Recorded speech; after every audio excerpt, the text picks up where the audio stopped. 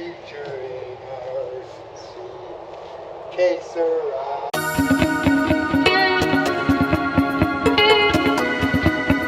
Hey guys, welcome back to another episode of Motorcycle Rewind, and today we're still with the Kawasaki GPZ, but we're going to talk about the 5 things I've learned so far on this road trip across America on a 40-year-old motorcycle. I'm only going to share 4 things based on what I learned. Again, guys, I'm not an expert, but I did just ride, I think all total were probably 1,800 miles on a 40-year-old motorcycle. So,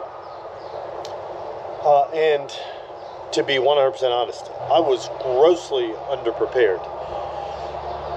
Just jumped on it and left, right? The first time I rode it was Saturday. We left on Tuesday. The 4th time I rode it was when I was riding away.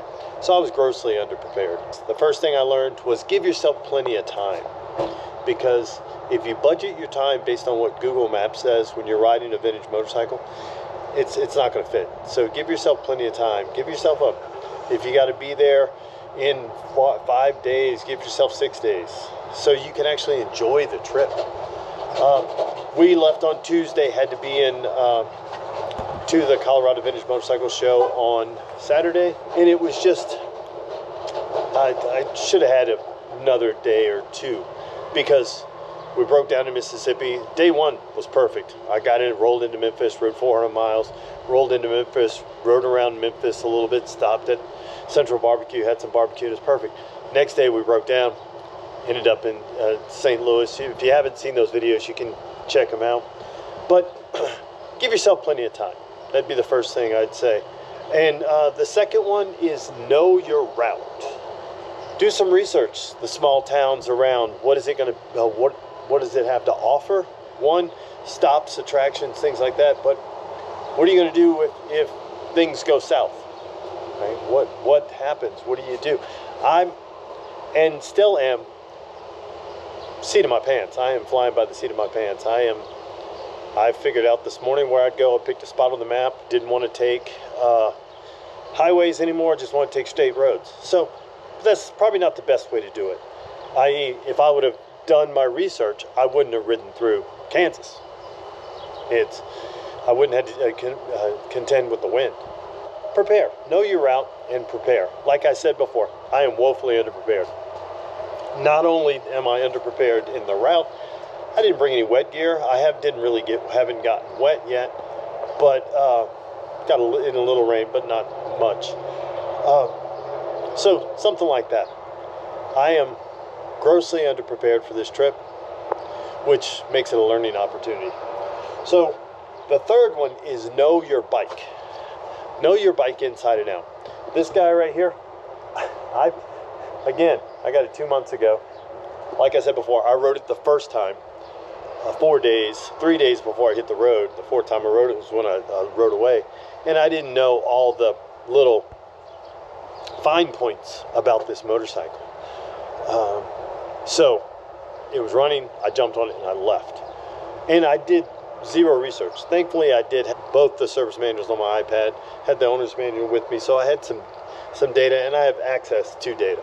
So that's it. But if I didn't have access, it could be a different story. So again, know your bike. So the first one, give yourself more time than you need. The second one is know your route. Third one is know your bike. Study, know everything about it, because the more you know, you'll know the little things that maybe you have to contend with. If you have to bring extra parts, you bring those. You'll know which ones to deal with. I didn't do that. And the last one, probably the most important one, is you got to know yourself. And it's all about your attitude on this thing. It's not, from what I've discovered so far, again, I'm not an expert. I'm just a guy that is willing to give it a go. You're going to have to get on it and ride it. You're not going to feel like getting on it and ride it. You're going to have to, because it's the only way home. You know, I'm in the middle of riding home right now, and I got to ride it home. That's the horse I rode in on. That's the one I'm riding out on. So there's no safety net here. That's what, if I don't feel like riding, then it's tough. you got to do it because that's what you have to do. So, and you got to have a good positive attitude because it's going to be tough. It's going to be hard. There'll be points that you don't want to do it. There'll be points that it's just not going your way. You're in the rain. You're just going to have to keep going.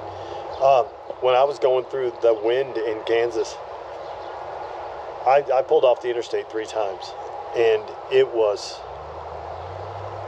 was pooping my pants. I was nervous. I'll be honest. I was scared because you couldn't see when it was coming. It's one thing to having a sustained winds. It's the gusts that were getting me, and the first one almost pulled me off the bike, and going, 80 miles an hour. That's not fun. When you're passing a truck and you feel like you're coming off the bike, that's not fun. And so, knowing your route, knowing yourself, like I said, if I would have known my route, it wouldn't have happened. I wouldn't have went that way. I would have went to St. Louis and I would have went around.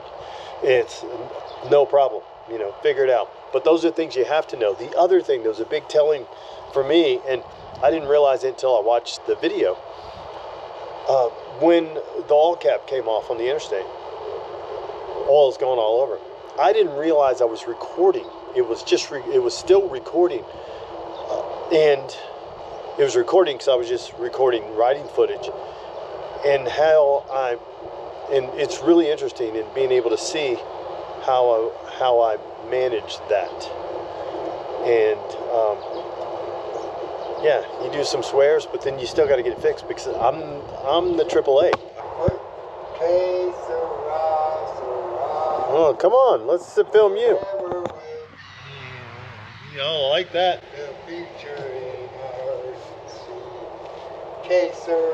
Oh, look at that. Guys, you never know who you're going to run into. So guys, there you have it.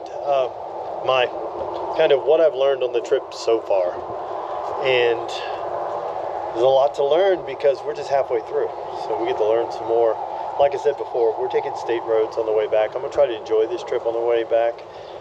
Not be rushed to have to get somewhere at a certain time. I can roll in and get there when I get there, which will be awesome. So from the old GPZ and me, thanks for watching yet another episode of Motorcycle Rewind. And do me a favor, like, tag, share, and follow us on Instagram at Motorcycle Rewind, and go ahead and hit the subscribe button. And while you're in the subscribing mood, go ahead and wander on over to our friends, Brickhouse Builds, Moto Mango, Ace Cafe Bikes, Mile Zero Racers, Plan B Motos, and Pete's Classic Cycles. Check them out, guys, and give them a subscribe too. Thanks again, guys, and have a great day.